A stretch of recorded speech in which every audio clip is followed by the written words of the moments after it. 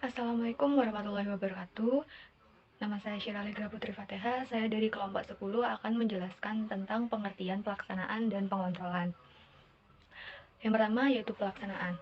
Pengertian pelaksanaan berdasarkan Kamus Besar Bahasa Indonesia adalah proses, cara, atau perbuatan melaksanakan suatu rancangan, keputusan, dan sebagainya.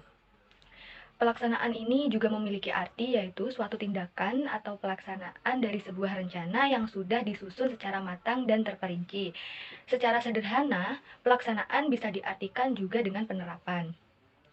Para ahli juga mempunyai pengertian tersendiri tentang arti dari pelaksanaan ini, yaitu yang pertama ada menurut Westra, pelaksanaan adalah sebagai usaha-usaha yang dilakukan untuk melaksanakan suatu rencana dan kebijaksanaan yang telah dirumuskan dan ditetapkan dengan melengkapi segala kebutuhan alat-alat yang diperlukan. Siapa yang akan melaksanakan, di mana tempat pelaksanaan, dan kapan waktu dimulainya sebuah pelaksanaan tersendiri. Yang kedua adalah Bintoro Jokro Adi Jokro Mujoyo. Pengertian pelaksanaan ialah sebagai proses dalam bentuk rangkaian kegiatan, yaitu berawal dari kebijakan guna mencapai suatu tujuan, maka kebijakan itu diturunkan dalam suatu program dan proyek. Yang ketiga yaitu ada Siagian SP, mengemukakan bahwa pengertian ini yaitu keseluruhan proses pemberian motivasi bekerja kepada para bawahan sedemikian rupa, sehingga pada akhirnya mereka mau bekerja secara ikhlas agar tercapai tujuan dari organisasi dengan efisien dan ekonomis. Yang ketiga, ada pendapat dari Lembaga Administrasi Negara Republik Indonesia yang menyatakan pengertian pelaksanaan yaitu upaya agar tiap pegawai atau tiap anggota organisasi berkeinginan dan berusaha mencapai tujuan yang telah direncanakan. Dari pengertian-pengertian di atas dapat disimpulkan bahwa arti dari pelaksanaan ini adalah kegiatan yang dilakukan oleh suatu badan atau wadah secara berencana, teratur, dan juga terarah guna mencapai suatu tujuan yang diharapkan oleh suatu kegiatan tersebut. Yang kedua ada pengontrolan. Pengontrolan ini sama artinya dengan pengawasan. Controlling atau pengawasan merupakan salah satu aspek yang penting dalam dinamika sebuah organisasi, baik organisasi dalam bentuk pendidikan maupun perusahaan dan yang lainnya.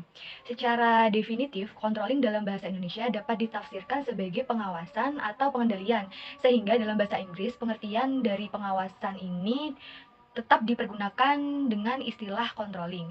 Istilah controlling sendiri dengan makna pengendalian atau pengawasan dalam konteks ilmu manajemen telah mengalami perkembangan definisi dari masa ke masa.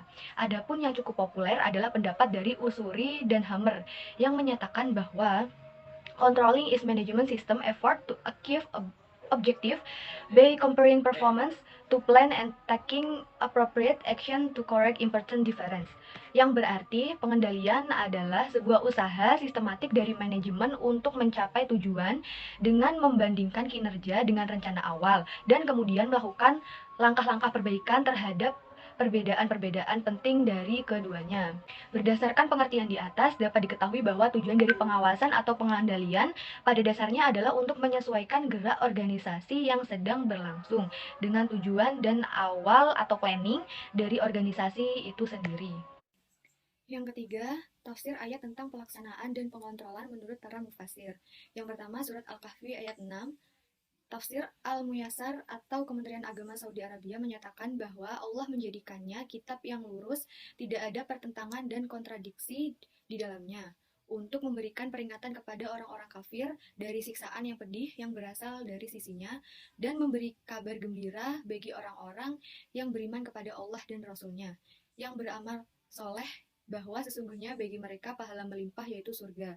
Mereka akan berdiam dalam kenikmatan tersebut, tidak akan pergi terpisah darinya selamanya.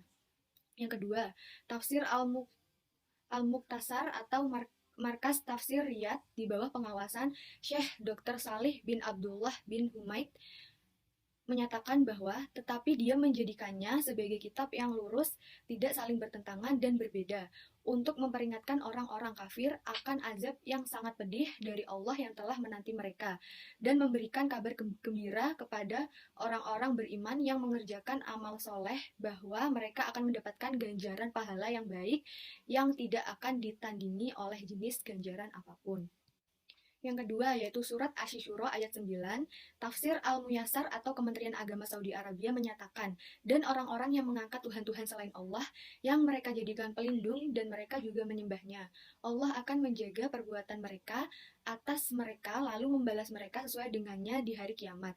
Sedangkan kamu, wahai Rasul, bukan penanggung jawab atas mereka untuk menjaga amal perbuatan mereka, karena sesungguhnya kamu hanyalah pemberi peringatan, tugasmu hanya menyampaikan dan tanggung jawabkulah memperhitungkannya.